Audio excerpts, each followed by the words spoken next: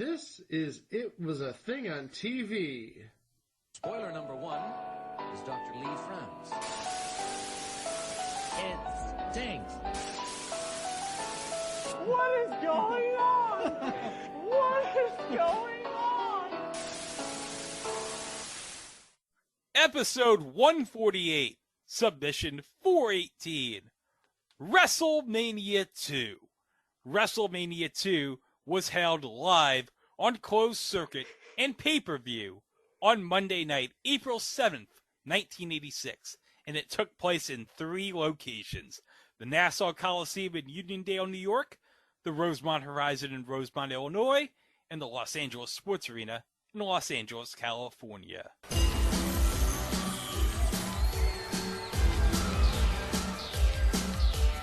The recognized symbol of excellence in sports entertainment.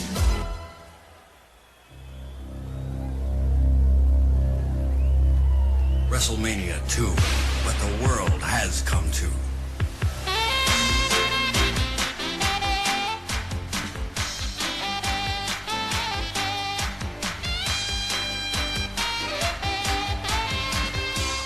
And now, Vince McMahon.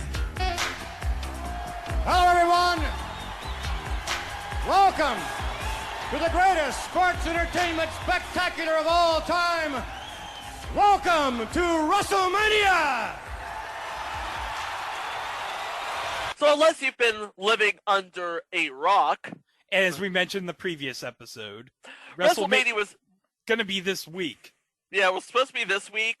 They delayed it to April 10th and 11th. It's still going to be in... It's Raymond James Stadium as it was going to be last year, as we mentioned in the previous episode. Yeah. But Los Angeles is going to get it in 2 years. And Dallas is going to get it next year. Next year. And Dak Prescott's going to run for the Money in the Bank. It'll be the furthest he's run from anything. Oh, yeah. How about them Cowboys? Anyway! But, wait, let's go all the way back. Mike shaking his head like, I'm just so ashamed by that Dak Prescott joke. He is. He's nodding his head. You know what? He's worth being shamed over. But okay. You know what? But speaking of shame. Oh, jeez. This show is very shameful, but we got to get into the whole little backstory of how this came to be. So in 1985, Vince McMahon holds the first WrestleMania from Madison Square Garden, with the main event being Hulk Hogan and Mr. T, his friend from Rocky III, because, you know, they were both in Rocky III. Yep. Against Rowdy Piper and Mr. Wonderful Paul Orndorff.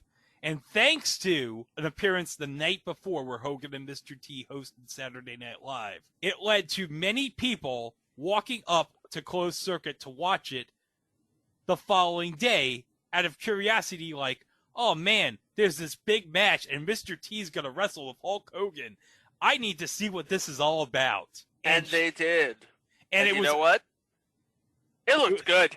It looked good. It looked good. Looked good. Looked good. Looks good. Looks good. Looks good. Oh, it looks good. Looks good. Oh, it looks good. But it wasn't so much you had Hulk Hogan and Mr. T wrestling. It was also a star-studded event. You had, of course, Cyndi Lauper at WrestleMania. Of course, this would be the beginning of the rock and wrestling sort of mashup. Rock and wrestling connection, yes. But also the main event. You had so many personalities in the main event. You had Muhammad Ali as a guest referee. You had Liberace as the guest timekeeper. And he came in with the Rockettes. And the best part is, when Liberace rung the bell, he had a little bell with him. Ding, ding. Ding, ding. And also, guest ring announcer, Billy Morton. Now, since this is an audio podcast, not a video podcast, insert scene with Chico shaking his head as I say Billy Morton. Billy Morton! You don't know who Billy Martin is? The former manager of the Yankees? He managed the Yankees like 7 times. And aren't you a Yankees fan? For shame. I'm going to sit in my corner now and think about what I've... So in the 1980s, you have this big wrestling war going on. So the WWF was in a big wrestling war with the National Wrestling Alliance, which was run by Jim Crockett Promotions. And in Thanksgiving of 1985, Jim Crockett Promotions, for their big show, Starrcade. No, not that Starrcade with Jeff Edwards. This is like Starrcade with 2 R's. Don't ask why it has 2 R's. The extra R is for extra wrestling. Yeah. So they held their card, Starrcade 85, The Gathering, in 2 locations. The Greensboro Coliseum in Greensboro, North Carolina, and the Omni in Atlanta, Georgia. Both of them are big hubs. Actually, it would actually make more sense if you put it at Dorton Arena and the Omni, but then again, that's just me. Well, the Greensboro Coliseum was like the big arena for Crockett back then. Okay. So, all right. Yeah. And also, the Greensboro Coliseum, of course, for those who don't know, is also mostly been the main venue for the ACC basketball tournament. Yep. And the Hurricanes played there while what is now PNC Arena was finishing being built. So, Vince McMahon decides, you know what? When we do our second WrestleMania, I'm going to one-up Jim Crockett. But I'm not only going to one-up him, I'm going to have it in 3 arenas. But here's the kicker. I'm going to have my big show in WrestleMania 2 in the 3 biggest markets in the country. New York, Chicago, and Los Angeles. Yep. And guess what? He did. But here's the thing. Greensboro and Atlanta are in the same time zone. Yeah. New York, Chicago, and Los Angeles are in 3 different time zones. Yeah. So you have a chaotic situation being set up for yourself right here. That's putting it lightly. Yeah. So what they did was, it was a card of 12 matches, with each location getting 4 matches. So New York would have the first portion of the show, Chicago would have the second portion of the show, and Los Angeles would have the third portion of the show. And theoretically, the Los Angeles card would be the showstopper. The showstopper. But if you were watching on the West Coast, you got the Los Angeles portion first, and then you got the New York and Chicago portions on tape delay. Yeah. So you had an East Coast version with the show as normal, but the West Coast version, you had LA first and then New York and Chicago. But to make everything good for the fans attending, you got a main event in each location. So in New York, you got Mr. T in a boxing match against Rowdy Piper. Stick around, I'm going to explain why that made no sense. Made no sense. In Chicago, you had a battle royal with 20 competitors, and you had a wrestling/NFL battle royal. Now remember, this is Chicago in 1986.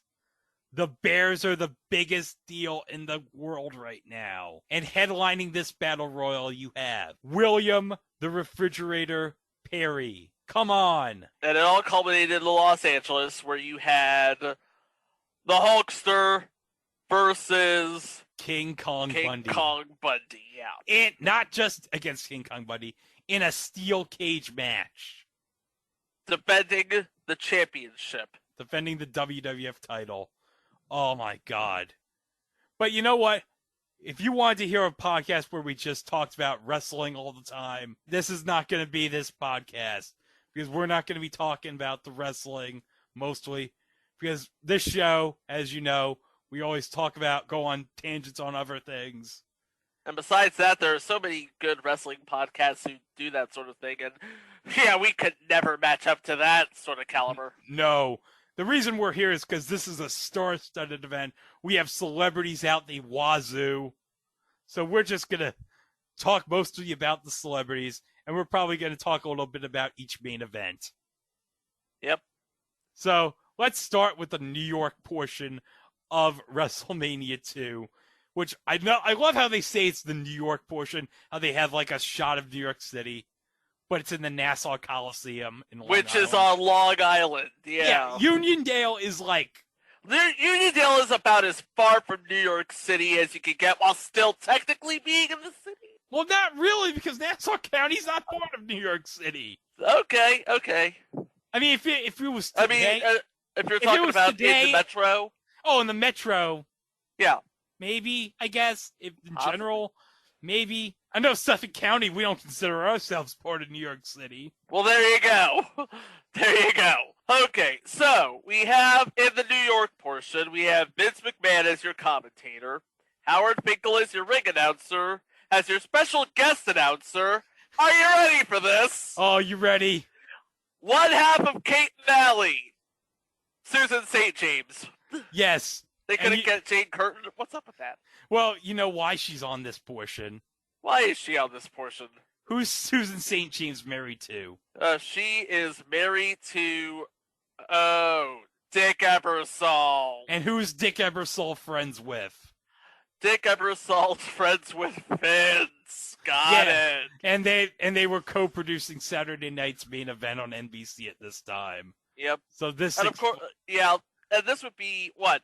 Dick Ebersol would be 1 year removed from giving SNL back to Lorne Michaels. Oh yes, because he gave it back. He left SNL in '85, and also Saturday Night's Main Event was like a once-a-month replacement for SNL during the season. So yeah, and also Go ahead. performing America the Beautiful, the legendary Ray Charles. America! How I love you, America! God share His grace on God me send His grace on me! and crown Around like good! I remember Like you knew He would! sharing brotherhood The brotherhood! from From sea sea to shining sea! And I love how they have all these great pictures of America during the. Well, consider what this is. Oh yeah, this Yeah. is practically America right here. Yeah. You have all these great pictures of the United States, of the people of the United States. You have these great pictures of the Lincoln Memorial, a bald eagle, pictures of JFK and MLK, and it all concludes with a picture of the Hulkster. Because Yes. of course, you gotta end it with the Hulkster. You gotta end it with the Hulkster. Yes, sir, you do. Because who Oh. represents America at this time in 1986 in the Hulkster? Yeah. Oh, okay. We talked about the guest announcer, Susan St. James. Did we talk about, and we'll talk about this when we get into the main event, but there was a special ring announcer. Oh yes, for the main event of the New York portion. Yes. Oh, you ready for this? The legendary Joan Rivers. Yes! Can we Yes! talk? Can we talk? Can we Can talk? we talk? Can we talk? Oh, this is so great. Can we talk? Mr. T's haircut. Ah! Rowdy Piper's skirt. But the I'm best. so glad my daughter doesn't have to see any of this. Oh, we miss you, Joan. We really do. Oh, we really do. But okay. Oh, one thing I want to mention about Susan St. James, the commentary she has. Yeah. She says "uh-oh" quite a lot. And she's "uh-oh." In fact, we have a montage of all the times she said "uh-oh" during this show. We'll play it right here. A slashing right hand, maybe I believe to the eye. George Wells. Maybe to. Very, very. He's coming after him. And hit it again. Not very much. Oh no. If he gets up there and delivers the elbow to the elbow, returns the animal steel. Will he? Turn the.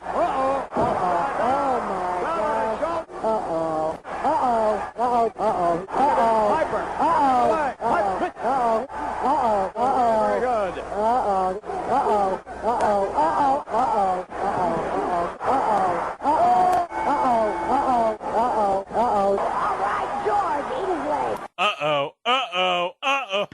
Uh-oh.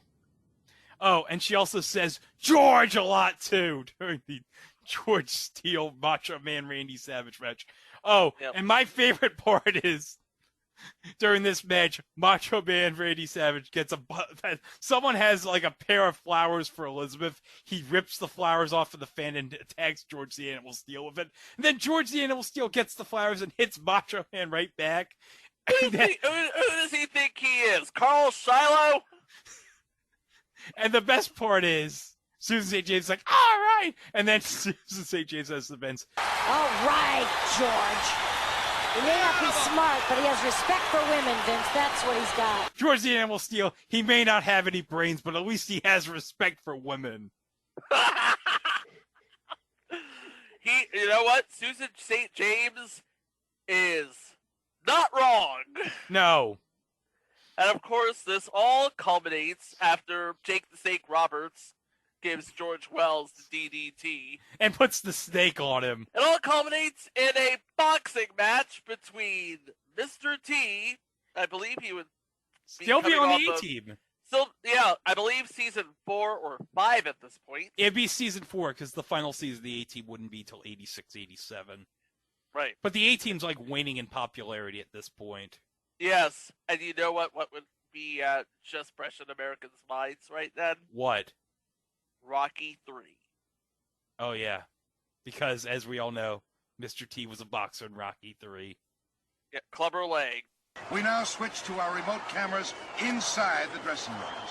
Would you care to comment on how you plan to fight Balboa? What's your strategy? Don't need any. Balboa's so predictable and stupid. The man comes straight ahead. He's tailor-made for me, and he's gonna get hurt. What's your prediction for the fight, then? Prediction? Yes, prediction. Pain. He only played a boxer, but yeah, you know what? I'm about to tell you why this main event was so ridiculous. Okay. Mr. T and Rowdy Roddy Piper in a boxing match. In a boxing match. Now, Mr. T only played a boxer. Rowdy Roddy Piper was a legit boxer. Yes, he was a legit boxer in Canada before he became a wrestler. And that's just one of the ridiculous bits. The other one was Mr. T missing punches and Piper just going along with it, flopping like he was, I don't know, the point guard for Duke or something. Well, the most ridiculous part was and Roddy says this on like his DVD WWE put out in the mid-2000s. Mr. T tries to give Roddy a punch, and it misses it like 3 feet off, and he flops like Robin Lopez onto the arena floor. Mr. T to southpaw against Roddy Piper. I'd give that match back in a million years. Worst match of my life. He throws the left hook. I'm right there. And he misses the hook by about that much. And it's on camera. Right out of the ring. I got sorry. The only thing I could do, I had a stool. You can see it. I took the stool and I just lifted at it as hard as I could. I took a hunk of flesh and it fight me. Do something. Just give me a reason to use my elbows. Kick them. And so Roddy's like so pissed over this. He's legit pissed. Roddy gets like his stool that he was sitting on, and he throws it at Mr. T. Like, come on, do something. Come on, give me a match here. Yeah. And of course, because this is Rowdy Roddy Piper, he's like, the man is into his character. He's into his character, and Mr. T's like acting all ridiculous, and Piper's like, what are you doing? Come on. Yeah. Ultimately, this ends. Yes. I kid you not. Piper goes back into wrestling mode, I guess. And he body slams Mr. T. Yes. With 1:15 in the 4th round. That earns him a DQ. Mr. T wins the match. Boxing match, in quotes. Look at this now. Beginning of round 4. I told you. Oh, and a right hand by Piper. Come on. And one by T. Oh, another one. T is backed up. Oh, knocked his mouth. He almost knocked his mouth. Uh-oh. Both fighters so arm-weary, but Piper is firing off. T also with a right hand a moment ago. And a right by Piper. And a left. Come on, T. Your turn, T. Roundhouse, rights and lefts.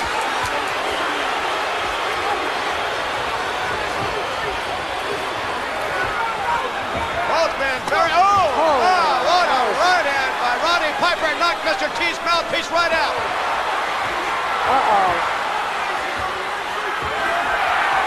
And Piper's mouthpiece out. Well, how much of this can they take, Vince? This is vicious. A brutal fight. Both men so arm-weary. But moving in now. Referee trying to get between them now. Bring him back out. Oh, wait a minute. Come on. Oh, wait a minute. I knew this was coming. I knew it. Well, why isn't Gordon Liddy, isn't he a judge? Resorting to the wrestling. Look at this. All the men in there. Oh, come on. We have a melee in there. A melee going on. Joe's got a hold of Duva. Piper is back on his feet. Back to his corner. They can't get Joe off a Cowboy there. Joe's got the Cowboy. Well, they're trying to get these fighters apart. Oh, look at that. Mr. T gets the dude. But Piper is right back on top of him. Ladies and gentlemen, in the fourth round, the referee stops this bout. He awards the decision as a result of a disqualification to Mr. T. I cannot believe that this boxing match ended in a disqualification, Chico. The only way you could disqualify yourself from a legitimate boxing match is if you hit below the belt. And when I say below the belt, I mean... You hit below the belt, or you bite the opponent's ear off. Yeah, hit below the belt and you bite the opponent's ear off. But obviously to do what Piper did, you really want to do that? No. You are Roddy frickin' Piper. You have legit boxing chops. And you want to go out like some sucker like that? Yeah. I know you wanted Mr. T to do something, but really? But okay, let's get into all the celebrities in this boxing match. Now, we talked about Joan Rivers. Now, her ring induction is so hilarious that I'm just going to play it here. All right. Now, coming in, first the seconds, the ace comedy funny man, Mr. Bob Orban. Yes, she called Roddy's quarterman Ace Cowboy Bob Orton, who, of course, is the father of Randy Orton. She called him, and I kid you not, the Ace Comedy Funny Man, Mr. Bob Orban. Oh, God, really? The Ace Comedy Funny Man. I love Mike's, listening, what? The Ace... Seriously, what? The Ace Comedy Funny Man, Mr. Bob Orban. Okay. Then the other celebrities. Go ahead, Chico. The guest... Okay, you know what? This is so important that I'm just going to include it right now. The special guest timekeeper. Okay, get ready, guys. The guest timekeeper. Are you ready? Mike, are you sitting down for this? Are you sitting down for this? Bad choice of words. The guest timekeeper. Are you hungry for Burger King?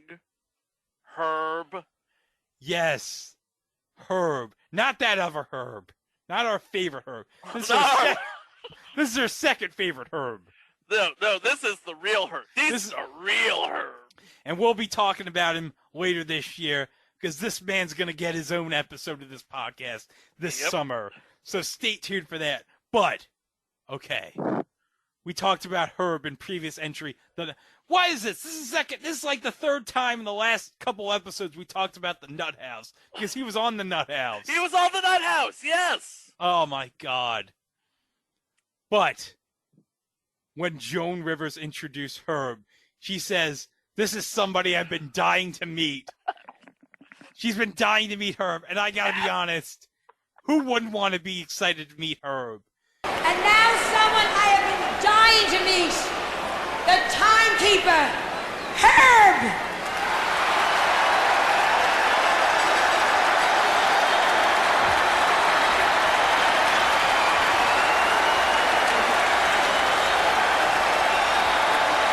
And so the crowd at the Nassau Coliseum, they are going absolutely nuts for Herb. They love him. Herb. They're like, yeah! I couldn't believe it because I've always been told that Herb sucked. That this marketing campaign was terrible. Well, apparently not, because... Look at the crowd at the Nassau Coliseum. They're all excited to meet Herb. Right. So that kind of proves, oh, you're wrong. You've never been to Long Island. Long Island loves Herb. Long Island is strange. Anyway. Oh, tell me about it. But you know who else was in the New York portion? Okay, so now we get into the guest cornermen for each fighter. So for Rowdy Piper, we have Lou Duva. Legendary boxing trainer. Yes, legendary boxing trainer in the corner of Hot Rod, but on the corner of Mr. T. Yeah. Smoking Joe Frazier. And we just passed recently the 50th anniversary of the fight of the century between Joe Frazier and Muhammad Ali at Madison Square Garden, which, I mean, it makes sense because Muhammad Ali was at the first WrestleMania, so it makes sense Joe Frazier would be at the second WrestleMania. Oh, totally. But now we get into the guest judges. Can you believe this? For a worked boxing match, they had guest judges. Yeah, their job was just to sit there. What are they going to do for the match? Are they actually judging this as a boxing match? Mike, what do you think? Do you think they're actually judging this as a boxing match? You know, they might. I doubt it, but they might.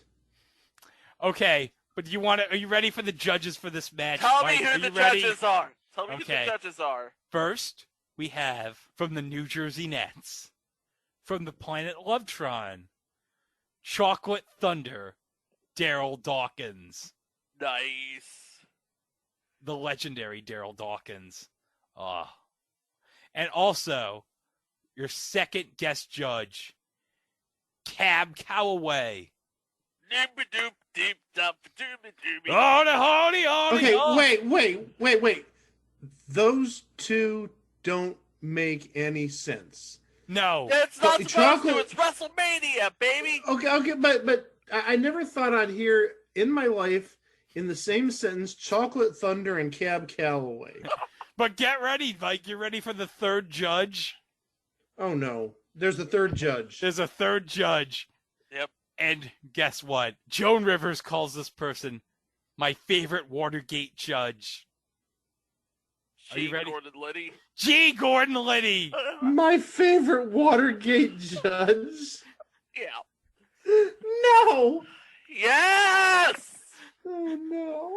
Well, guess what, guys? This is not going to be the last time this year on this podcast we'll be discussing G. Gordon Liddy. Oh, Jesus. Really? Because he makes a guest spot in future installment, The New Adventures of Beans Baxter. Oh, boy. There's more. Say the other one. Eventually we're going to cover this. He was on the early 2000s TNN Classic. 18 Wheels of Justice. I remember when you submitted this show to me, Mike, 18 Wheels of Justice. I was dying. Oh, that's going to be a great episode. Oh, that is going to be... It's not as great as this one, but it's going to be a great episode. Yeah, the unfortunate thing right now is most of the episodes on YouTube are like in Spanish or French or something. So it's like, come on. I can understand it. No. We need to have someone upload these episodes in English because we want to talk about 18 Wheels of Justice and G. Gordon Liddy. We really do. Oh. ¿Cómo se dice G. Gordon Liddy? That's great. Okay. So we're done with the New York portion. We're done with New York. And if you thought New York was wild, man. It's about to get wilder. Yeah. Let's go to suburban Chicago at the Rosemont Horizon for the Chicago portion of WrestleMania 2.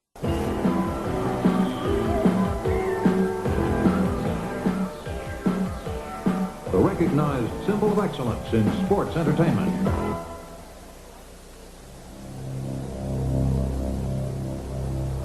WrestleMania 2, what the world has come to.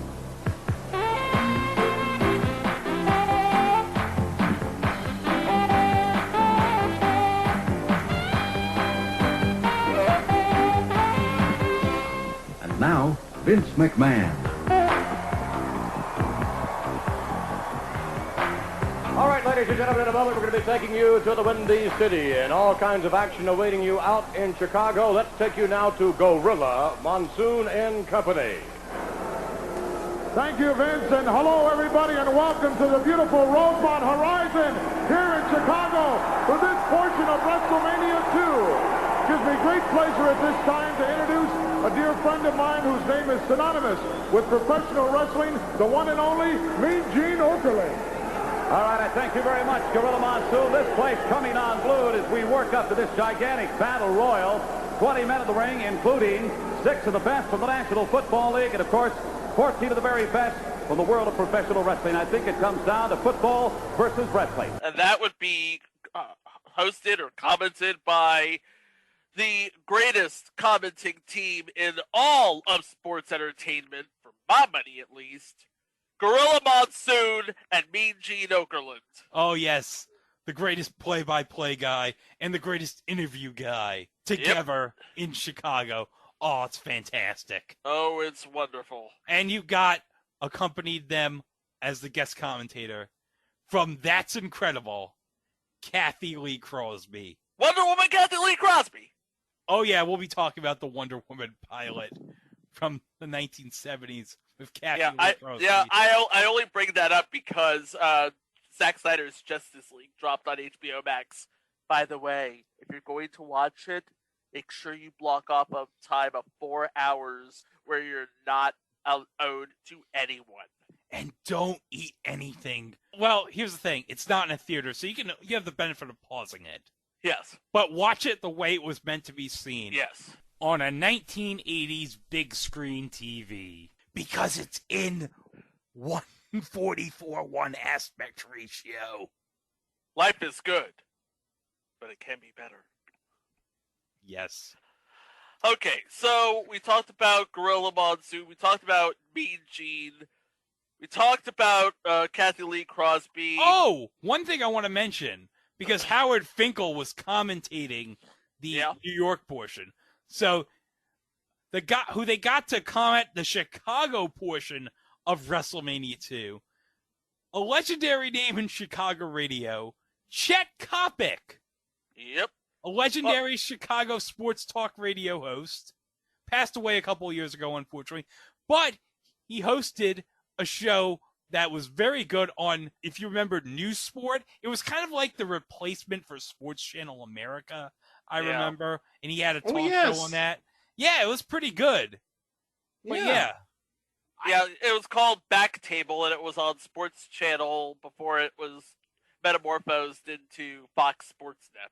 Yeah. Well, first it became News Sport, and then eventually everything, all the sports channels in News Sport, all became part of that Fox Sports Net stuff. And now, of course, Fox Sports Net is now becoming Bally Sports, which don't even get me started on that. That's just weird in itself. That makes two of us. Yeah, but he was like a legendary broadcaster, both radio and television. He was on WMAQ AM, and he also announced for Fox 32 WFLD back in the day. Oh, that's pretty nice. Hey, I love fuzzy memories, okay? Yeah, fuzzy memories. We love that. Great YouTube channel. Okay, let's go into the main event, because we don't really want to talk about what we watched.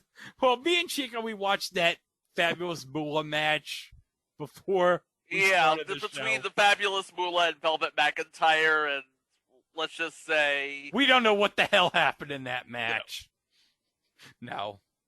Nobody knows what the hell happened to that match. Okay. And then you have Corporal Kirshner and Nikolai Volkov. In a flag match. And Volkov, Kirshner caught the flag and hit Volkov with it. won, but thanks a lot, Freddie Blassie. yeah. Actually, I think it was his cane he threw into the ring. Yeah, it was his cane. My bad. Okay. But now we get into the NFL WWF Battle Royal. Okay. And we have the actual list here. Okay. We have Jimbo Cobert of the Chicago Bears. Pedro Morales, who at this time would be the only man to hold all 3 WWF titles at this point. The WWF title, the Intercontinental title, and the Tag Team title. Tony Atlas. Who, by the way, former tag team partner of Soul Man Rocky Johnson, who you would know his son best as Dwayne The Rock Johnson. Yeah, his son is doing quite well for himself, I should say. Oh, yeah. Young Rock, fantastic. I find it funny that in the future, Randall Park is hosting a news program. It's Randall Park. What can he do? You also have Ted Arcidi. Yeah, he was like strong man, muscly type, but not as good as Bill Kazmaier. Right. You have Harvey Martin. Former Dallas Cowboy. Dan Spivey. Yes. Hillbilly Jim. What can you say about Hillbilly Jim? What can't you say about Hillbilly Jim? Yeah. King Tonga. Who would you best know as Haku. And by the way, Haku, the legit toughest man in wrestling, once bit off a guy's nose. Dude! He once bit off a guy's nose. In fact, I'm going to let the aforementioned Dwayne The Rock Johnson tell this story from Jimmy Kimmel right here. He was eating after a big match. At one time, he was wrestling Hulk Hogan. I think this was in Buffalo. And after a match, someone from Buffalo. And then, so after a match, some of these fans started getting a little unruly when he was eating dinner. And he was not only one of the toughest men in the world, but also one of the most kind, gentle guys. And this is a heartwarming story. So he's eating, and a fan was drunk and unruly, and you're not that tough. And my uncle's like, oh, no, it's okay. Just leave me alone, please. You're not that tough. Finally, the guy pushed my uncle. My uncle gets up. He grabs him by the head, and he bites his nose off. Okay? Is this the kind and gentle part? That's not the kind of gentle. That's the I'm an animal. I told you not to mess with me. He bites his nose off, boom, spits it on the ground. The guy goes crazy. His wife starts freaking out. They call the cops. The cops come back to find my Uncle Tonga still sitting, eating. And they were like, and he's very menacing look. He's massive, and he's just sitting there eating. And, sir, are you Tonga Fafita? And, yes, I am. Did you get in an altercation with him? Yes, I did, yes. And I believe his nose, I think he's at the hospital. Oh, yes, his nose, it's right over there. Wow, I'm surprised they didn't deep fry it and eat it in Buffalo. Can you imagine how hard it would be to be the guy who's got his nose bitten off by Haku? Ow. Yeah. And then you have Sheiky Baby, the Iron Sheik. The Iron Sheik. If you don't know who he is, what podcast are you even listening to? Oh, yeah. We will drink here, Lawrence. Wait, who owns this well? We are thirsty. We will drink. Who has stealed the water from the Sheik? I break your back. I'll make you humble. My name is T.E. Lawrence, and I could use your assistance in this war, sir. No, you friends with Sheiky Baby. I'm gonna break your back. Such bravery. I'll make you humble. He's quite the warrior. Young men make war. Old men make peace. Oh, son of a bitch! I'll make you humble. Okay. I'll make you humble. That's a little excessive. Sancho, no respect. She put you in the camouflage. Okay, this guy's crazy. Did Lawrence and Sheiky Baby win the war? I don't know. This movie's 3 hours and 48 minutes long. A lot of stuff happened. What internet are you on? Let's say that. Yeah. Oh, my God. By the way, mad respect to the Iron Sheik. Mad respect. Yeah. We have former Pittsburgh Steeler Ernie Holmes. One thing I want to mention about Ernie Holmes in this Battle Royal. Now, the night before, the WWF had a practice battle royal. A practice battle royal somewhere, I guess, like maybe in a warehouse somewhere in Chicago, and they all maybe in a gym or something. It was a warehouse somewhere in Chicago. So it was actually a warehouse. So actually a warehouse. Okay. So they practiced the Battle Royal, and they had all rehearsed everything, and Ernie Holmes was like mouthing off to some of the wrestlers like, if this was real, I would kick all your asses. Which is like, it's not something you want to say to a bunch of wrestlers. Yeah, it's not something you want to say to a bunch of wrestlers. A, you know in your heart of hearts that's a lie. Yes. And B, you know it's just going to be you against all of these wrestlers. Whose ass is going to get kicked, ultimately?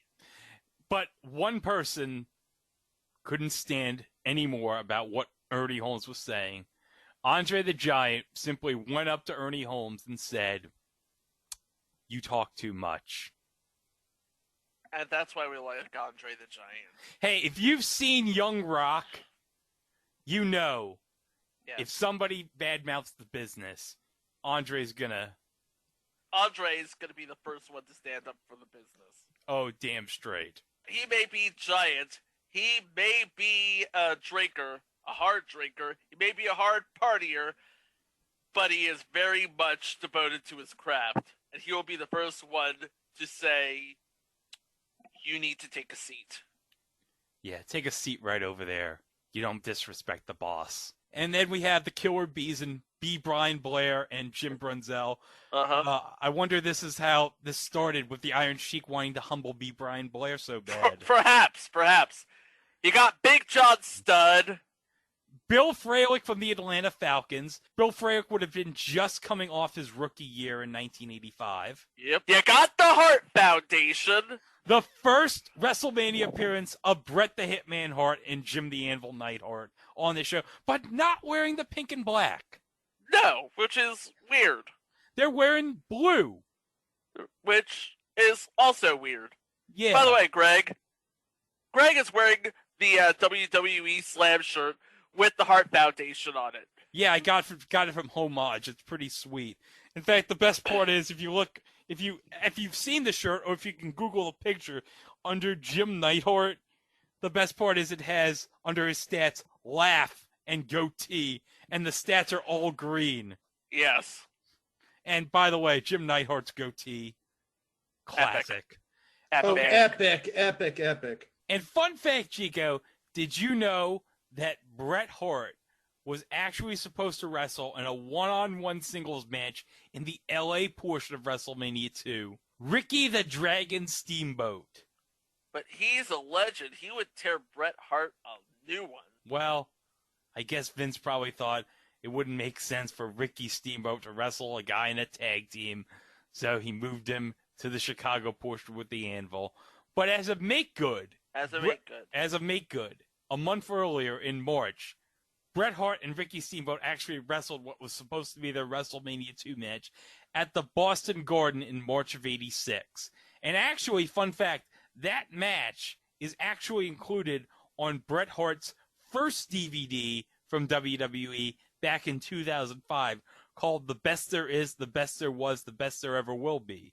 Because that match was actually televised on Nessun, the New England Sports Network, because they aired the Boston Garden house shows. Ah, nice. But, okay, the next competitor is Russ Francis, former San Francisco 49er.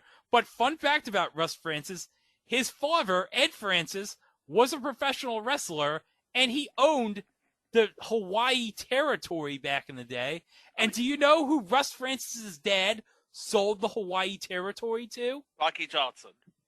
Close. He sold it to High Chief Peter Maivia, the grandfather of Dwayne "The Rock" Johnson. Ah.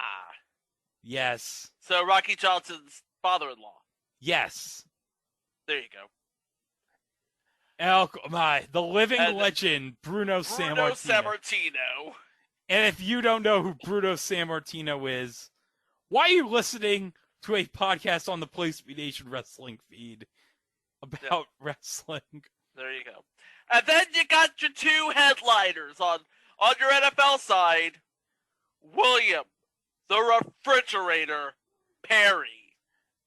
Yes, because in 1985 and 86, in Chicago. in Chicago, the Fridge was God. Yes. He was a G.I. Joe. He was a G.I. Joe. He was just the man in 1986. He scored a touchdown in the Super Bowl. I mean, Mike, you were there in 1986.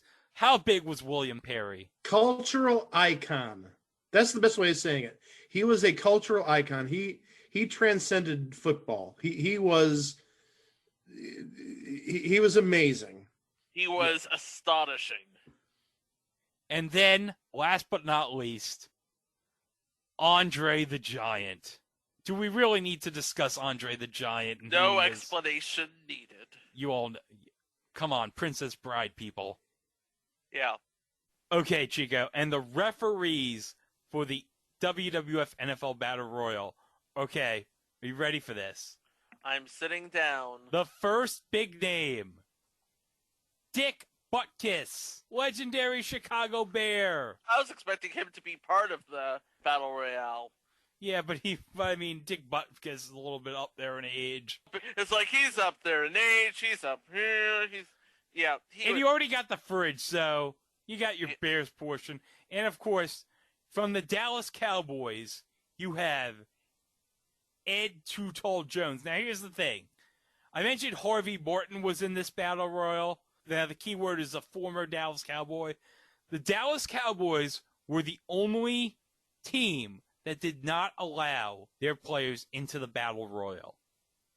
So as a last-minute thing, they put Ed Too Tall Jones as a referee because he was originally supposed to be in the match. Yeah. I wonder who they got to replace him.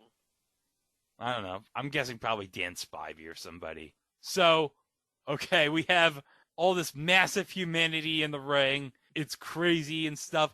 And then we get close to the end. We get to my favorite part near the end of the match.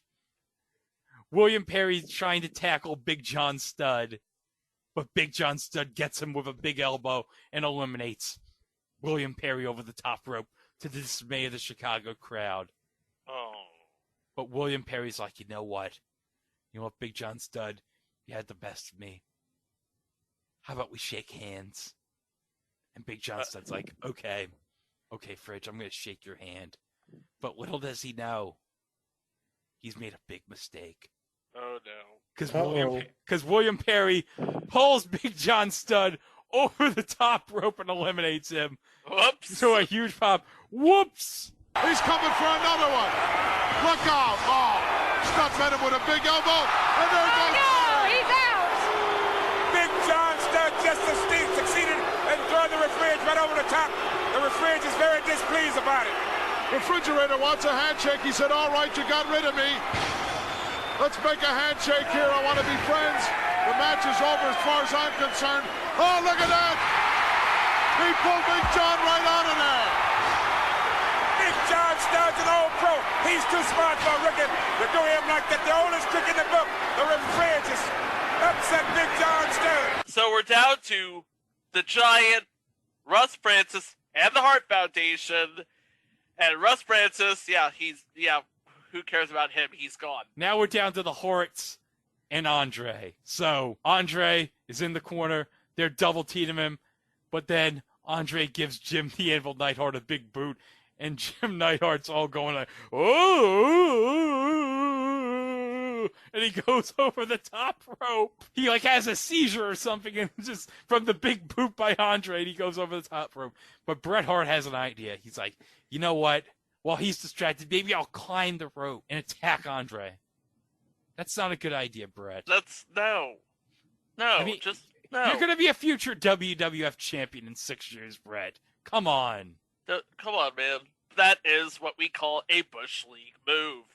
Well, he would learn from that later, but Andre captures Bret. He holds him up in the air, and he throws him on to Jim the Anvil Neidhart. And Andre wins the Battle Royal. The Anvil shot in. Oh, the big boot. And the Anvil over the top, and he's gone. Look at the headband on the top turnbuckle. He's caught. What's Andre going to do with him?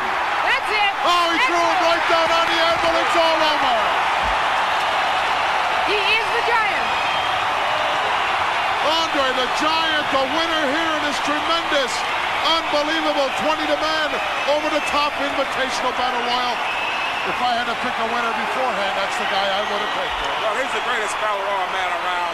Well, Tino, you're not in the battle royals anymore, and neither am I. So thank God.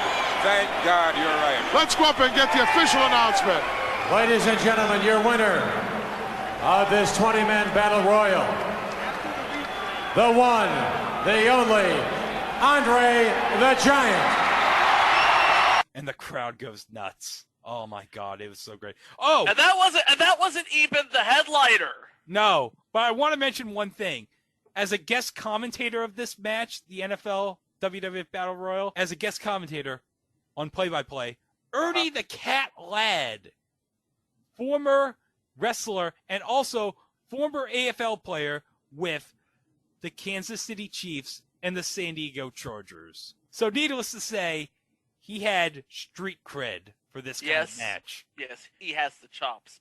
Okay, so now we go after the Battle Royal back to New York, where Vince and Susan are interviewing Rowdy Roddy Piper about the boxing match. Do we want to describe this promo? Yeah, you know what? They were doing the shoot right as they were playing the last few minutes of the fight, I guess you could say. Piper's just pushing the ref out of the way so he could do his body slam on T, and that's basically how he gets DQ'd for the fight.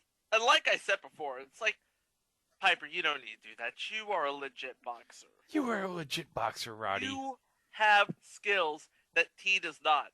T is a bouncer. He is a bouncer. Yeah. He learns how to box for Rocky. You definitely, legitimately know how. Yeah. And I'll tell you what. You saw that fight at the end of the fight. Cab Calloway, he was loving that. Oh, yeah. He was just loving Roddy like, oh, this guy's awesome. And who could blame Cab Calloway? Everybody loved a bit of Piper. It's like when he goes on an epic rant, he's like, you know what, you can't respond to it. You can just look to see where he goes with this. All right, Gorilla, thank you very much. We have here Rowdy Roddy Piper, and I must say your conduct was something less than becoming as far as an athlete is concerned. See, I didn't understand, obviously. I didn't, if I wanted to come for a picnic tea, I would have packed a lunch. I come to fight, and just as I'm getting into the fighting, you have all, you know, you and Perry obviously come from the same mold, because you both cheat. I saw Perry pulling John Studd over like that. I saw T rubbing his head, rubbing them gnarly bristles inside my eyes, but nothing he could do could hurt me. Oh, and the best part is Susan saying to Roddy, well, I don't know, Roddy. That sounds like a bunch of blarney to me. Well, in Susan St. James's defense, it did sound like a bunch of blarney. But then we go back to Chicago with Mean Gene, where he's interviewing Jimbo Covert and the Iron Sheik. And Jimbo Covert's bitching about how Bill Fraley came over from me from behind, and he eliminated me from the match. Yeah, Jimbo, it's a battle royal. What'd you expect? Yeah, welcome to pro wrestling, my friend. Oh, but then we get into the Iron Sheik. Oh, my God. Oh, God. The promo he cuts is amazing. Iron Sheik, you got a taste of professional football at its finest in this gigantic battle royal as part of WrestleMania 2. Chinman, we should prove it to all America. Wrestler is better than football player. I wish my partner, Nicola, was over. For sure, we're going to win the battle royal. Look at me, cameraman. Thank you very much, Iron Sheik. Jimbo Covert from the Chicago Bears. Iran, #1. Russia. Back to Gorilla Monsoon. It is the chef's kiss of WrestleMania 2. Oh, yeah. He talks about how they proved that wrestling was better than football, and he wished that his partner, the Nicola, was there to see him, and he wished that he was in the Battle Royal, and they would have won the Battle Royal. Because at this point, it would be Nikolai Volkov and the Iron Sheik, yeah? Yeah. And Nikolai was already in the flag match, so he couldn't participate in the Battle Royal. So maybe he was still feeling the after effects of Freddie Blassie's cane from earlier in the match with Corporal Kirshner. Maybe. And that wasn't even the main event. The main event was the World Tag Team title between the Dream Team of Greg the Hammer Valentine and Brutus Barber Beefcake and the British Bulldogs, Davey Boy Smith and Dynamite Kid. In the corner with the Bulldogs. Oh, yes. Ozzy Osbourne. And Captain Lou Albano. Which we talked about in the Super Mario Brothers Super Show about Captain Lou. You can listen to that in the archives. Yes. But this is so nuts because you have the Dream Team's manager and Luscious Johnny V, and you have Ozzy Osbourne, Captain Lou. They decided, the WWF, you know what, for this match, because there's so much chaos on the outside of the ring, we're going to have 2 refs in this match. You have 2 refs in the match. That's one on the inside, one on the outside. Okay. That's just, I don't know. It's too big. You got to have 2 refs for this match. That's how big it is. Yes. But this match ends in sick fashion. Yeah. So, like, Dynamite Kid's, like, on the second rope. And, like, Greg the Hammer Valentine has Davey Boy in a hammerlock. And so Davey Boy, like, pushes Greg Valentine into the corner where Dynamite Kid is. And he takes, like, a sick bump off the second rope, Dynamite Kid. But at the same time, Greg Valentine gets the wind knocked out of him because his head hits the turnbuckle. And Brutus the Barber Beefcake tries to run in to break up the pin. But no go. Nope. 1, 2, 3. We have new tag team champions of the world. Davey Boy perched up on that second rope. What's he thinking about? Holy Moses, rammed right head first. And down. It's over.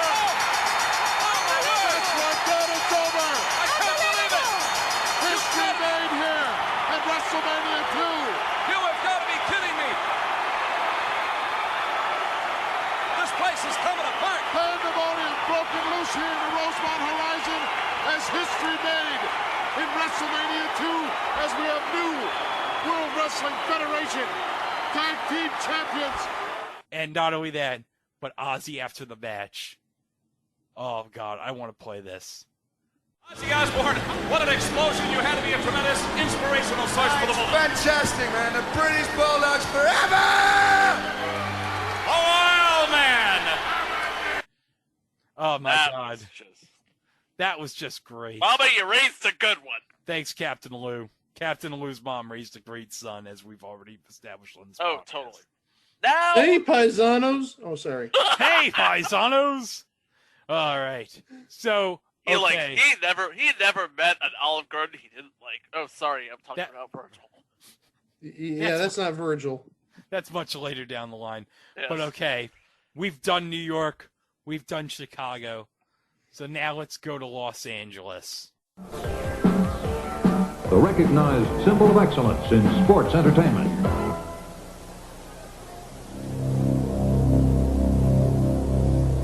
WrestleMania 2, what the world has come to.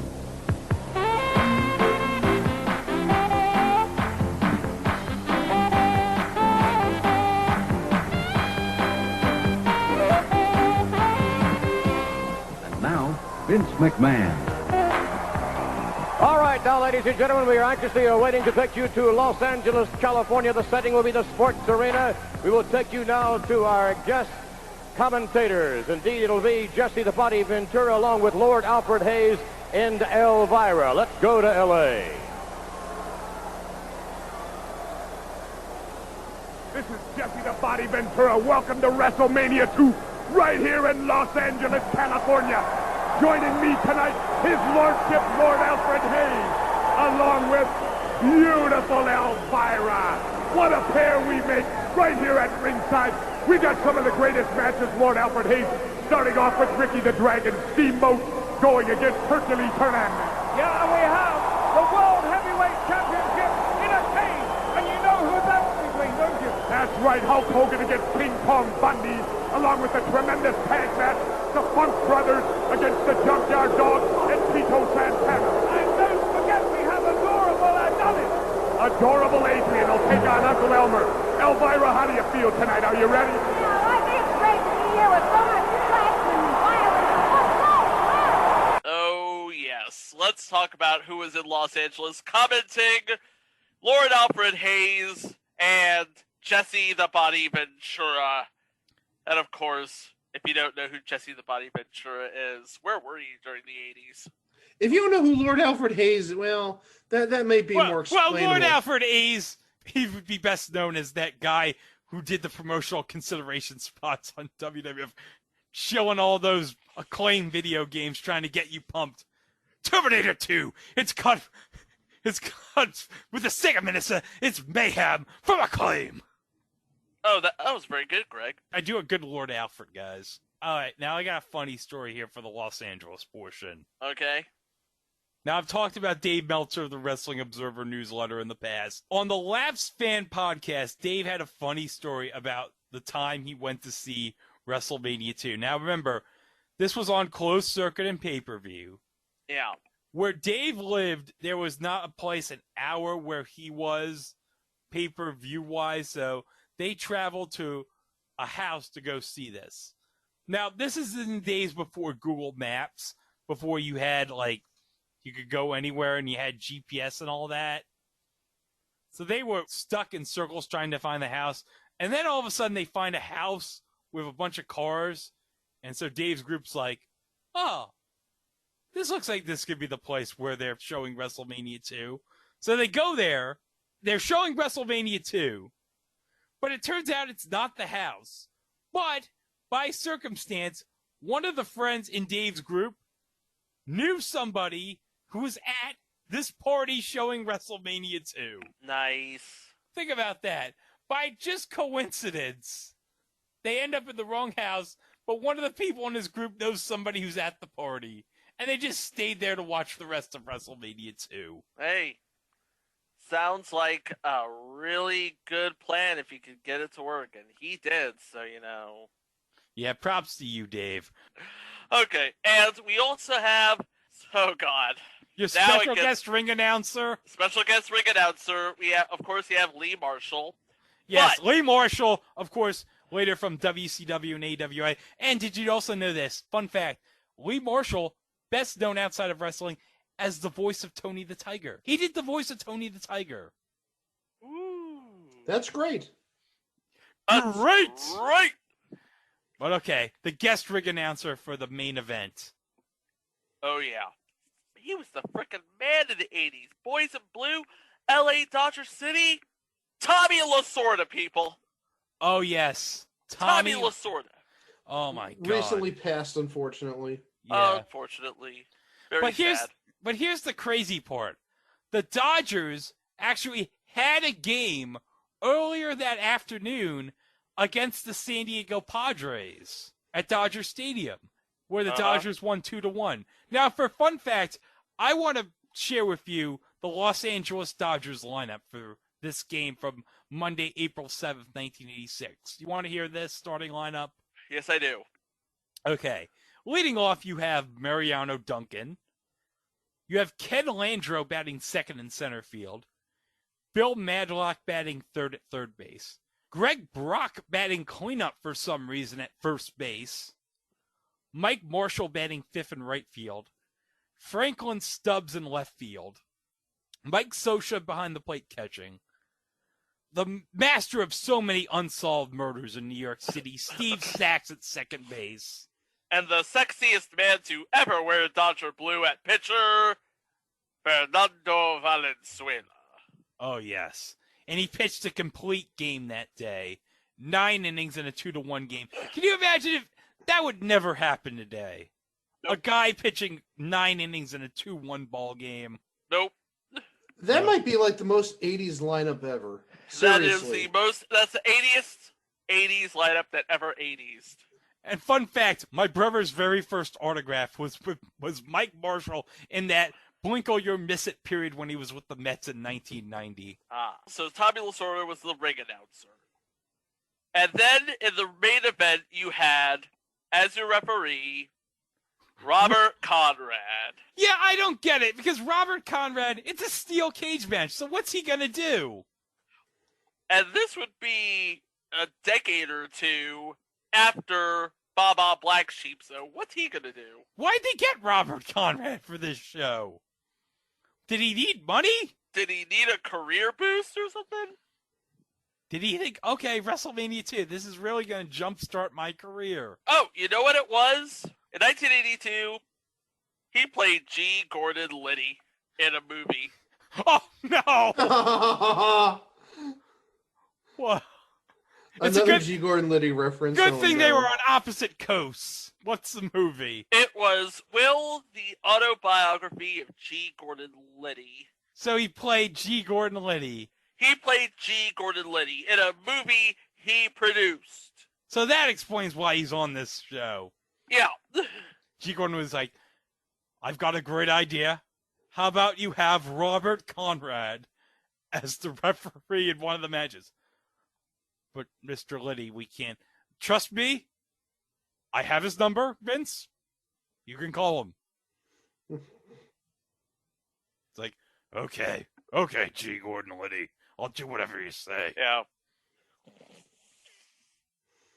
Okay. Oh, wait. Hold on. The timekeeper for the main event. Oh, yeah. We had Herb.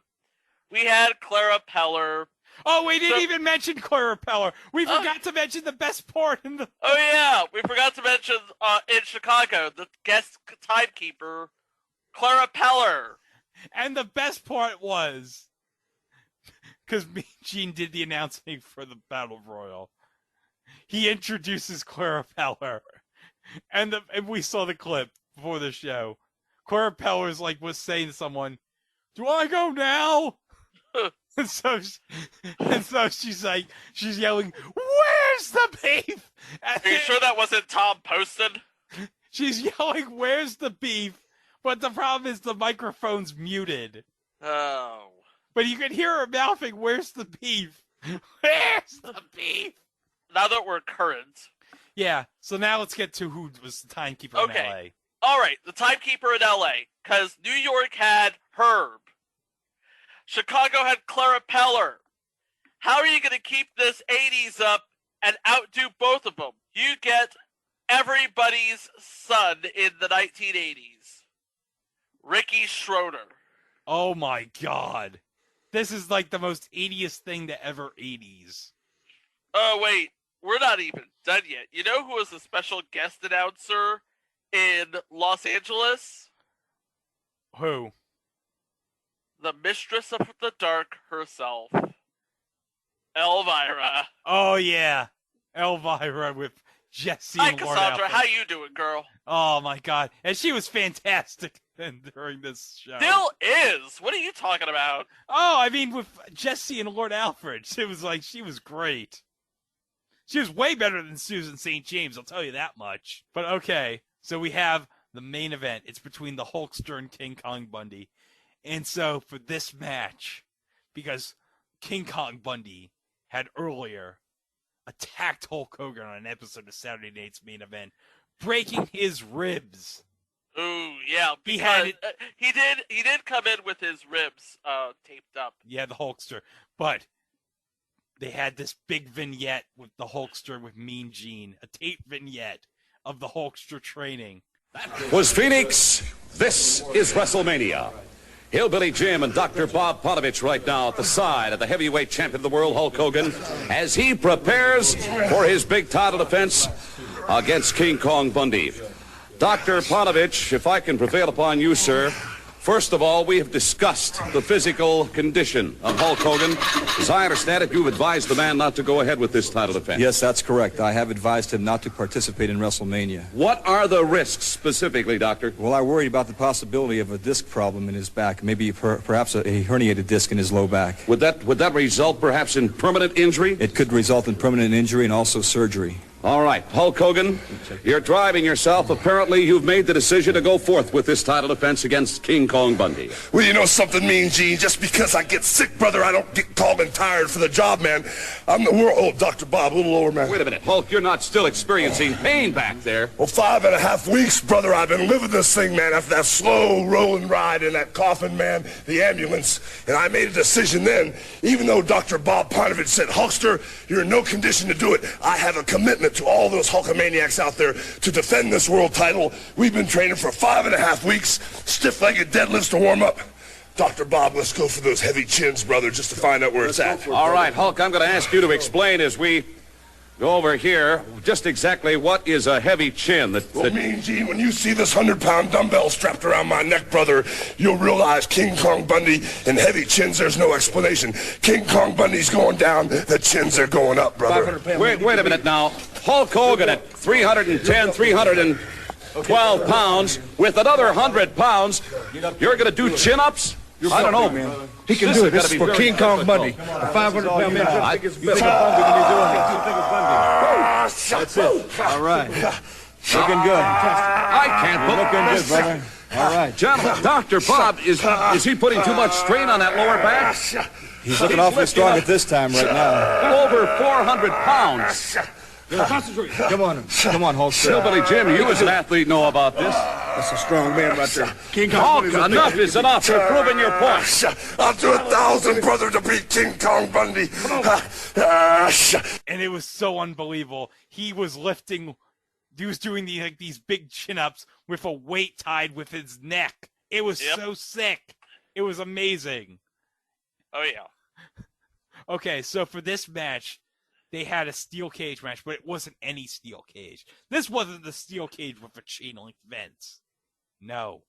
This would be the steel cage that would define the WWF. This is the debut of the Blue Bar Steel Cage. This is the first time they have the Blue Bar Steel Cage, because for this match, because you had King Kong Bundy, it's like, you know what, the chain link fence, this is not going to work. We need to have a special cage for this match to fit King Kong Bundy's weight. And height. And height. But, oh my God, the Blue Bar Cage is like the ultimate. This is what, it's like, the Blue Bar Cage is what you think of when you hear the phrase cage match. Oh, yes. So for this match, the steel cage match, the rules are there's no pinfall, there's no submission. You have to escape the cage. You have to get out either through the door or you have to get over the cage. But here's my thing. If the rule of the match is you got to escape the cage, the bell rings, I'm getting the hell out of the cage. Right? Like, you're gonna do the Sam Beckett thing. I'm gonna do the Sam Beckett thing. I'm just gonna get the hell out of the cage. Like, what are you gonna do? Run? But then again, Terry Funk is on this LA portion of WrestleMania 2, so it might not be a good idea to just leave straight up. Yeah. Might piss off his wife or something. I don't know. But, this is just an amazing match. Of course, in King Kong Bundy's corner, you also have Bobby the Brain Heenan. Oh, yes. Yes. And what more can you say about Bobby the Brain Heenan? Aptly named Bobby the Brain Heenan. Oh, yes. So, Bobby the Brain Heenan and King Kong Bundy are like, oh, we got this in the bag. We're going to beat the Hulkster. It's like he's got his ribs. He's got no chance. So King Kong Bundy's like, he takes the tape off Hulkster's ribs, and he's just choking him with the tape. He wants every advantage that he could possibly get.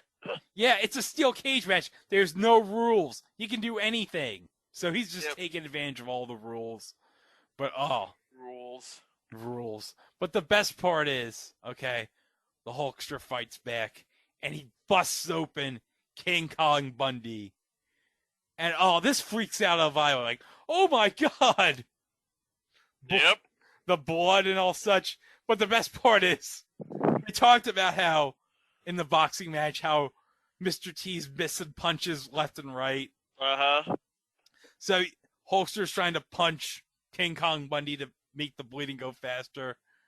Yeah. But it's like you can tell he's totally missing the punches. Like, sorry, I hit myself there. I hit my mic, but It's just, yeah, because, by the way, King Kong Bundy mentions in a shoot interview in the kayfabe commentary supercard on WrestleMania 2 of Sean Oliver that he bladed. See, he kept the blade to bleed his head and his wrist. Because if you watch the match, he has his wrist taped, so he hid the blade there. I didn't do a very good job though. I've gotten better. I got a blade job one time where I hit this artery here, and the blood would have hit your shirt. It was a good 18 inches. There's an art to that, and there is. And like I said, I don't have much experience, so. You said that they didn't want Hogan to blade because no, that's why that final shot, that glorious shot. I didn't do a very good job. Why do you say that though? Because there wasn't enough. Yeah, it wasn't much of a blade job. Did anyone say that to you? You didn't do a good job, or are you just being critical of yourself?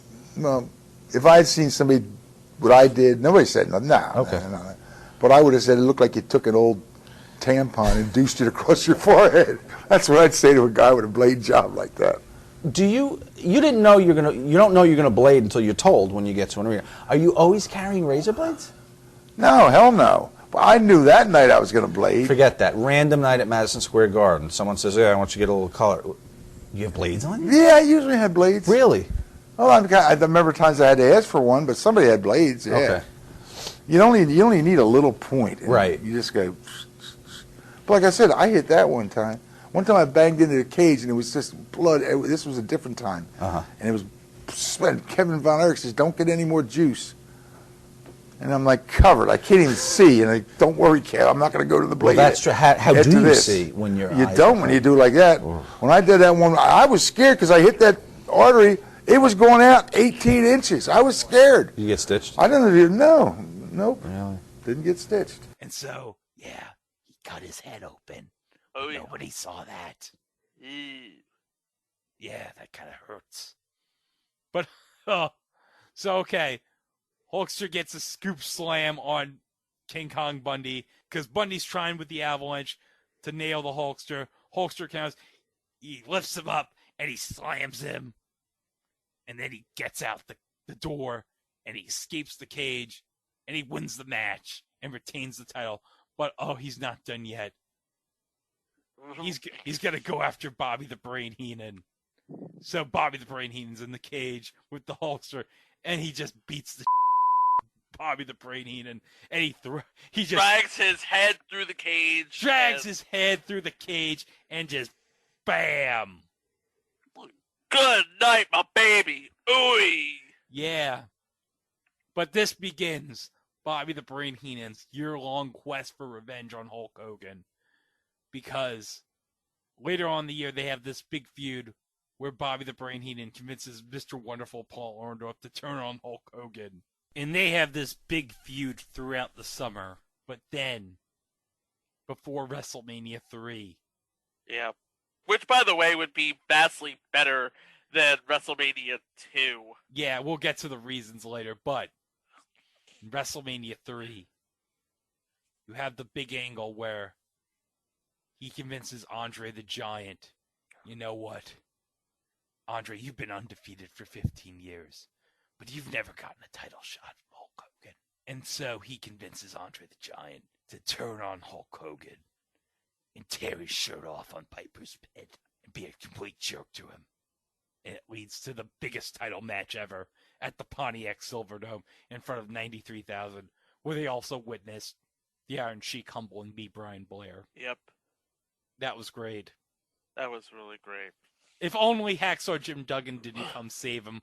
After LA, the East Coast is over, but it's not over for the West Coast because they got New York and Chicago on tape delay. So on the East Coast version, you'd get a thing with Vince saying, "That does it for you in the East Coast. I hope you enjoyed WrestleMania. For you on the West Coast, keep watching." And then you get New York and Chicago, and then you get this ending, obviously probably taped after Los Angeles portion was done, with Vince and Susan St. James, and we'll play it right here. All right, Susan St. James, we have just witnessed, without a doubt, just everything it said it was going to be, the greatest entertainment spectacular of all time. Without a doubt, one of the greatest nights I've ever had in sports. It was fabulous to be here. How about the tag team? All right, new tag team champions. Of course, the British Bulldogs, managed by Lou Albano, now current tag team title holders. But speaking of championships, I think the heavyweight title match in the steel cage was, without a doubt, one of the greatest heavyweight championship matches I've ever seen. America can sleep better tonight knowing that Hulk is back on top. Don't you feel that way, And what about the fridge and all the football players in the Battle Royal? Those guys were great, but Andre pulled that one out. Tossed them out like toast. Well, yes, he did. It was a fabulous event. The steel cage matchup, of course, the Battle Royal, the boxing match with Mr. T, new tag team champions. What else could you ask for? So long, everyone. for WrestleMania 2.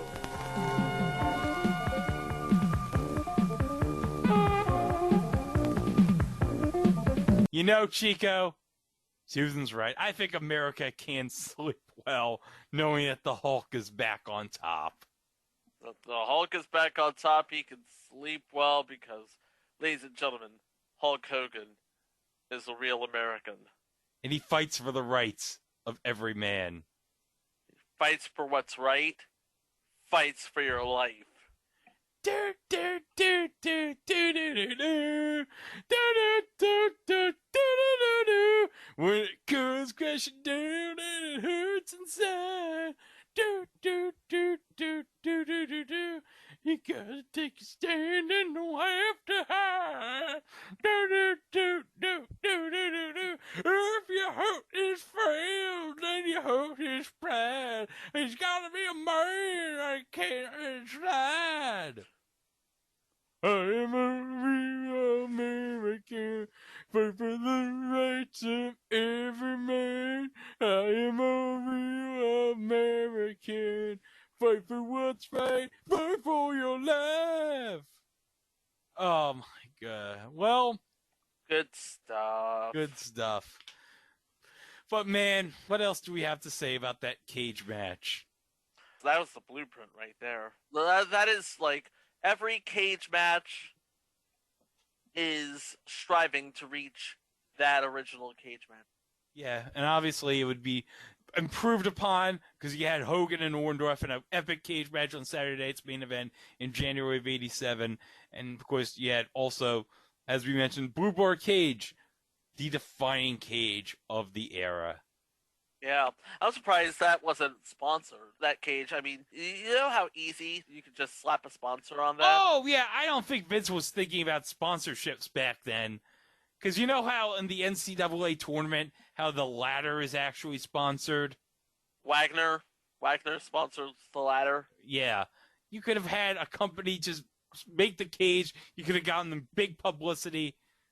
Insert rebar company here. We make the cages for the WWF.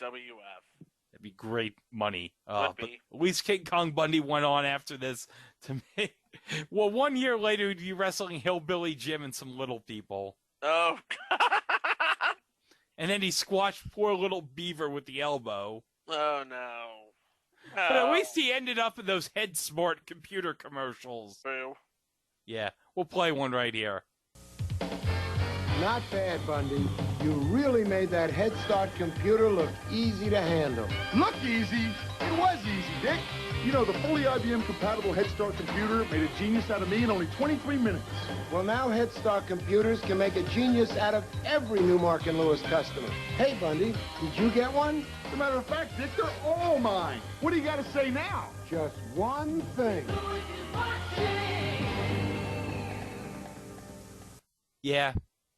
So, things got better for King Kong Bundy. So that's the show. That's WrestleMania 2. So the thing we got to mention before we get into the reasons why this show was kind of a disaster. Kind of a disaster. Okay. This show was on a Monday night. There's your first problem. What's wrong with this picture? Because it wasn't established yet that these wrestling pay-per-views had to be on a certain night. Yeah, but nobody's going to stay up on a Monday to watch a bunch of wrestling matches. No, they could Not probably... on a Monday. No, they could wait a couple of months and get the Coliseum home video version, which I rented all the time from my video store back in the day, in that big-ass clamshell. That was nice, by the way. It had Hulkster and King Kong Bundy on it. It was great. But also, you have 3 venues at the same time, and it's just... And we watched, Chico, like, some portions of the show before we came on. They were, like, quick edited and snarkily captioned. Oh, yeah. Like, for example, it's like, Jesse's, like, at one point in the LA portion, it's like, he doesn't get cued, and he's like, do I go now? Yeah. And then they cut to an interview pre-tape with Lord Alfred Hayes, Hulk Hogan. But the thing is, like, the part of the interview is like, it's like there's no audio in the interview. Nope. They're just waiting forever for it to be played. And they play it but there's no audio, and now the guys are in the room like, okay, are we supposed to just stand here? Like, what? Yeah, we just supposed to stand here? What are we doing? I don't know. Also, one thing, shout out to my good friend Richard Land at Masked Wrestlers on Twitter for giving us the East Coast and West Coast versions of WrestleMania 2 to watch. And also, if you want to watch this show, WrestleMania 2 is now available on Peacock. Because as we're recording this, the WWE Network catalog in the United States is slowly being migrated to Peacock. Yeah. It's being absorbed. So you can watch this train wreck of a show on demand whenever you want, and it's $9 well spent. Okay, so do we have any final thoughts on WrestleMania 2? Okay, so it was on a Monday because... We didn't establish yet that pay-per-views for wrestling had to be Sunday night. Yeah, but if you think about it, who's going to put an event like that, as big as that, on a Monday? Oh, and one thing I want to mention. This was like the early days of pay-per-view. Pay-per-view for wrestling had not yet been established yet as like a big thing. So the majority of the business for WrestleMania 2 was mainly in like closed circuit. And for those of you who are way too young to know what closed circuit was basically you'd go to like a movie theater or something, or like an auditorium or a gymnasium, and you'd watch the show there. Okay, good, because I was about to say, you get people in a concourse in an arena looking at a television set, that's just weird. Well, remember, the show split up into 3 portions, so the people in the Nassau Coliseum watched the last 2 portions on the big screen. And then Chicago was fortunate because they got to watch the show in the middle, beginning and the end, and they had the middle portion. But in LA, you just had the card straight up, and then you just watched the rest on a tape delay, which kind of sucked if you were in LA. Basically, you get the good stuff first, and then the rest of it is a snoozer. Yeah. You get to watch a terrible boxing match. Very terrible. But here's the thing. This is why this show failed, okay? Uh-huh. Because WrestleMania 1 was so successful. Vince probably thought, we had all the big celebrities. We had Muhammad Ali. We had Liberace. We had Billy Morton. Let's do that again. But with celebrities all over the place. And the question is, why did you need all these celebrities on the show? Did you really need guest judges for the boxing match? No, you didn't. Remember, that was not a boxing match. That was a work. They wanted it to appear legit, but it was totally a work. Why'd you need Clara Peller as a timekeeper? Because they were paying Wendy's a whole lot of money, I guess. I don't know. Well, they were paying Burger King a whole lot of money with Herb. Can you imagine? Okay, you had Herb as a timekeeper for New York. You had Clara Peller as a timekeeper for Chicago. You know, hey, guys, do you know who they should have had as a timekeeper for Los Angeles instead of Heath Schroeder? Ronald McDonald? Yeah. Or Grimace. Can you imagine how great Grimace would have been as a time? Mike, what do you think? You think Grimace would have been a great timekeeper? Oh, I'm paying to see that. What about I'm paying good, hard American dollars to see that happen. What about the Hamburglar? Robble. Damn it, Chico. Imagine the Hamburglar running in, helping King Kong Bundy. That would have been great. Oh, no. Oh, and by the way, since everything comes back to Married with Children, we all know that King Kong Bundy's last name was the inspiration for the name for the Bundy family. Well, also, King Kong Bundy was on the season 2 finale, All in the Family, playing a relative of Peg Bundy's. That is crazy. And it's one of the best episodes of Married with Children. Not just best, it's very bizarre, but it is like one of my 3 or 4 favorite episodes. Yes. Married for Life should have done that episode. That would have been epic. Yeah, that would have probably gotten them a series too. Yeah, they probably could have gotten Big Daddy as the replacement for King Kong Bundy. Big Daddy for Hall of Fame, by the way. Okay, so yeah, you had all these celebrities all over the place, and you also had, I don't know why you needed to have like Susan St. Well, I know why you had Susan St. James there.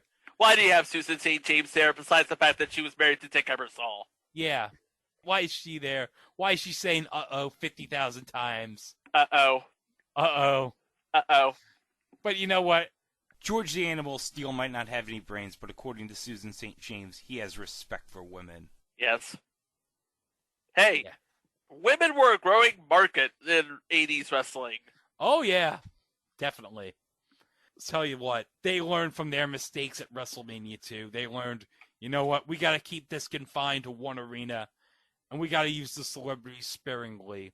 So at WrestleMania 3, they basically just had Mary Hart and Bob Uecker, and you had Alice Cooper and Jake the Snake Roberts Quarter, and that was pretty much good enough, because you had, by this point in 87, WWF was on fire at this point. They were firing on all cylinders. And, oh, God, WrestleMania 3 is so perfect. But in 1986, on Monday, April the 7th, you know what WrestleMania 2 was? It was just a thing on TV. Oh, yeah, it was. Brother. Brother. But, guys, we're not done. We're not done? We're not done. Are we going to have to talk to people in Chicago and Los Angeles now? No. Because first, we're going to play non-eBay Price is Right. Sexy sex music! Oh, yeah.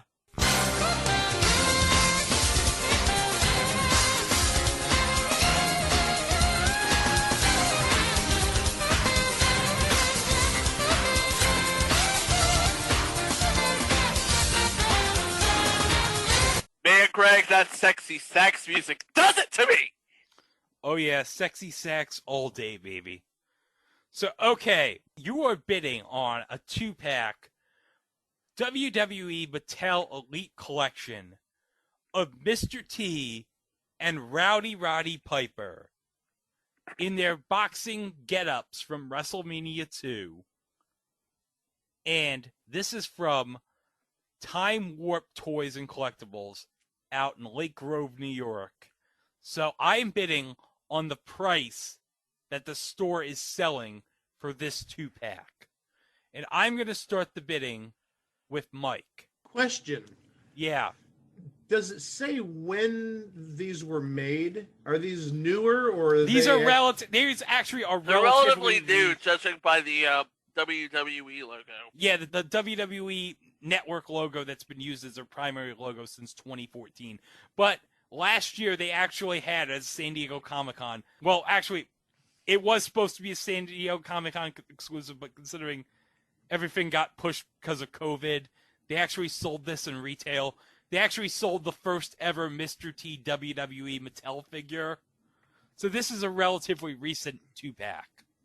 Okay. With lifelike details. Okay, yes. I'm sorry. I need to like gather myself. Wait.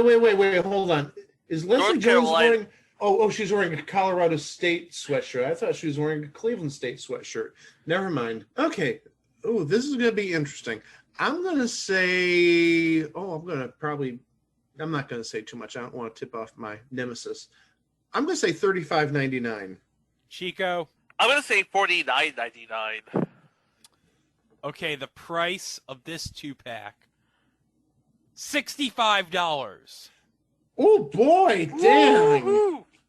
Hey, exclusivity means money. Okay. It does.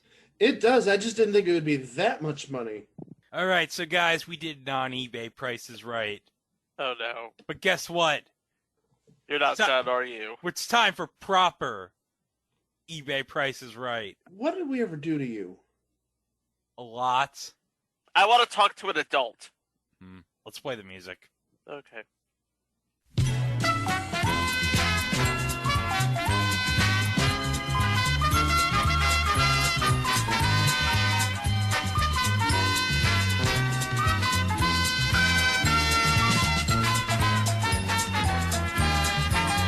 Okay, guys. That's not sexy. No, it's the original. It's the original Price is Right, being silly. Okay, guys, we talked about some WWE WrestleMania 2 toys, but now we're gonna go all the way back to 2006 when Jakks Pacific had the WWE line, and they put out, and I'm going to share with this in the Facebook chat again, an official scale cage match ring with the WrestleMania 2 edition ring. And it's nice. Yeah. You got 40 pieces, 12 foam turnbuckles, and the funny part is when you zoom in on the picture, you have George the Animal Steel eating the turnbuckle like at WrestleMania 2. You have 4 die-cast metal posts. You have 1-to-1 scale to figures with the ring, and it holds Hold over on. 50. That's Piper, but that's not Mr. T. What the hell? That's Jimmy Snuka. I don't know why, because they probably didn't have the rights. That's to an anachronistic. Jimmy Snuka would have been in the WWF right then. No, he wouldn't have been in 86. He would have been in the AWA. But okay, just forget about that. It holds over 50 WWE superstars. So if you wanted to have like a Royal Rumble or something, you could do that with that big ass scale ring. You can get 10 of your Jack Pacific WWE figures, and then 10 more of your starting lineup football lines from Kenner. Yeah, and just have them. I mean, the Kenner figures, I mean, they don't have any action or whatsoever. No, they don't. No, they don't. Yeah, and you can get them at any flea market for like $3, as we established in a previous episode. But yeah, the cool part is you have on the packaging of the steel cage ring, you have Hogan and King Kong Bundy fighting in the cage. And of course, you get the blue bar cage, as we mentioned. So, you are bidding on the buy it now price for the WrestleMania 2 scale steel cage match ring. And I'm going to start the bidding with Chico from 2006. From 2006. Now, it is to scale, and it is built to the specifications of the actual event space. Yep, the official WWE ring. I'm going to say $69. Nice bid, Chico. All right. How about you, Mike? I'm sorry. I'm just reveling in that nice bid. Boy, you know, it's a scale ring, Mike. Yeah, I know, but I'm considering the Jax part because how many it's of them? Impressive, man. I mean, look at it. Well, I'm not looking at it, but the thing is, I'm considering how many they made, which probably wasn't that many. I'm going to go $75. $75. Yeah. Guys, get ready for this price. It's going to be like $175. I'm about to soil myself here. Get ready. Okay, you ready? Oh, no. No, it's not that high. No. It can't be. $499.99. Nope. I don't believe it. I don't believe it. No. I do not believe it. I do not believe it. The only human being that's going to pay that price for that ring is Matt Cardona. Man, $500 for a plastic ring? Man, that's PlayStation money. Hey, guys, I hope you're sitting down. Do you want to know how much this costs to ship? Oh no, God. That's got to be probably $100. No, you're way off. $60.10. I'm not that way off. I said 100. Oh my God. Hey, how much does this podcast make? Nothing? Okay. You can buy 0 of those rings with your podcast money. Oh, but you know what? That's a pretty sweet ring, though. I mean, come on. Hey, I'll tell you right now, it is a sweet ring. You could have, it's a shame you don't have, like, action figures for Chocolate Thunder and Cab Calloway and G. Gordon Liddy, because that would make it so sweet. I bet you anything that there's a G. Gordon Liddy action figure. I can't believe I'm about to do this, but call it live research, okay? I'm sorry. The Cab Calloway action figure. I'm dead. I'm what sorry. about the Chocolate Thunder action figure? Well, now that could realistically be a thing. Seriously, that I could. But you know what? Understand.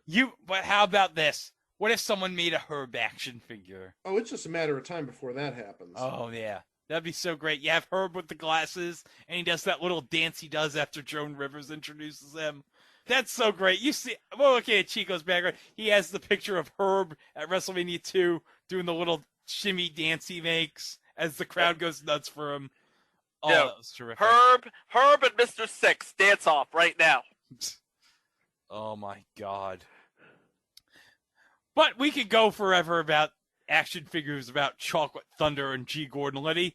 You could Which sadly do not exist. Sorry. Sadly do not exist. Oh, if only. Not in this universe, at least. But you could always go to our website, itwasathingontv.com, where we have all the previous 147 episodes prior to this. And you also have our live shows, our mini-sodes, our director's cut episodes. Yep.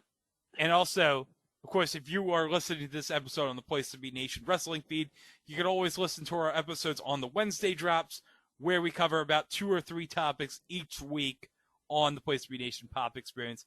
Fun times. You'll learn something about the history of obscure television on our podcast. Indeed you will. And speaking of obscure television, let's see what we have on our calendar next week. Oh my God, I've been looking forward to this. Like I said before, Zack Snyder's Justice League. A 4-hour masterpiece in glorious 4x3 8K H Ultra Super Mega HD on HBO Max. Yeah, we're going to take a bit of a downgrade from that because, well... it's in 4x3 also, but I mean still. Yeah.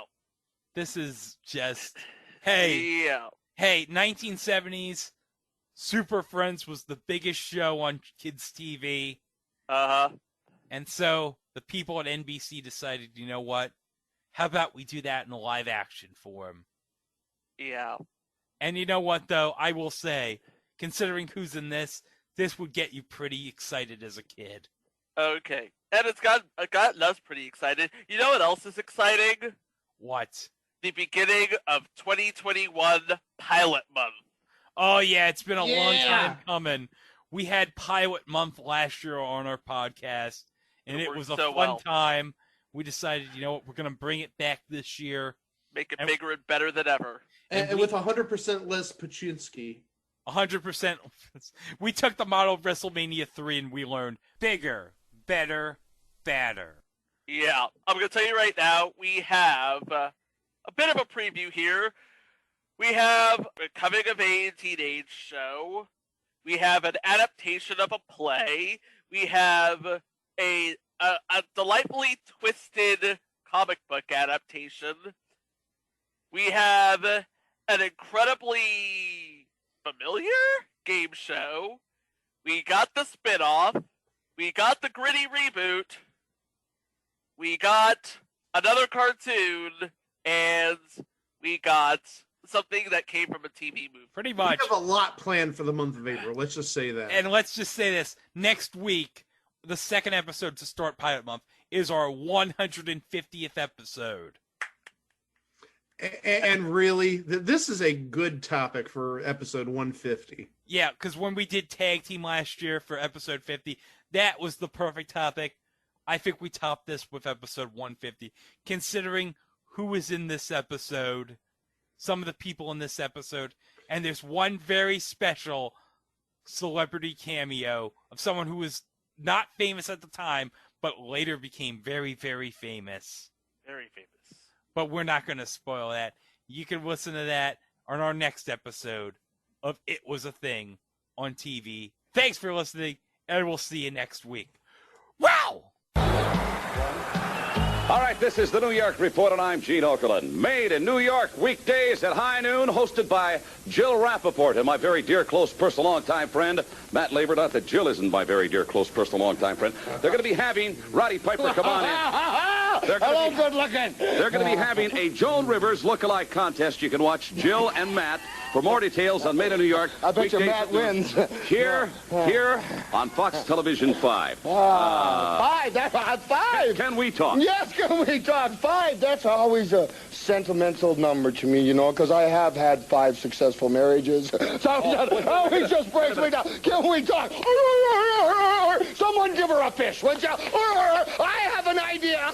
I have an idea for the Joan Rivers look-alike contest. If it comes from you, I would like to hear it. You'd like to hear it? How about Adrian Adonis? There you go. Except he's just a little bustier than Joan. Joan is much prettier, we'll give you that much. I think he would be great. Wait a minute. You know, it really wouldn't be a bad idea, Roddy, in my opinion, for Adrian maybe to have a tummy tuck, huh?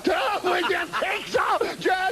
Could you just put about 75.5 pounds underneath there? That would be perfect. You see, in Madison Square Garden, I got myself a 6-man elimination match. Let's talk about that. Can we talk? Can we talk? 6-man elimination. Now, for those folks that don't know what that means that you've never been in trouble. That's what they don't. Elimination means that the first time one guy on any side loses, he got to go back to the dressing room. Now, what does that leave?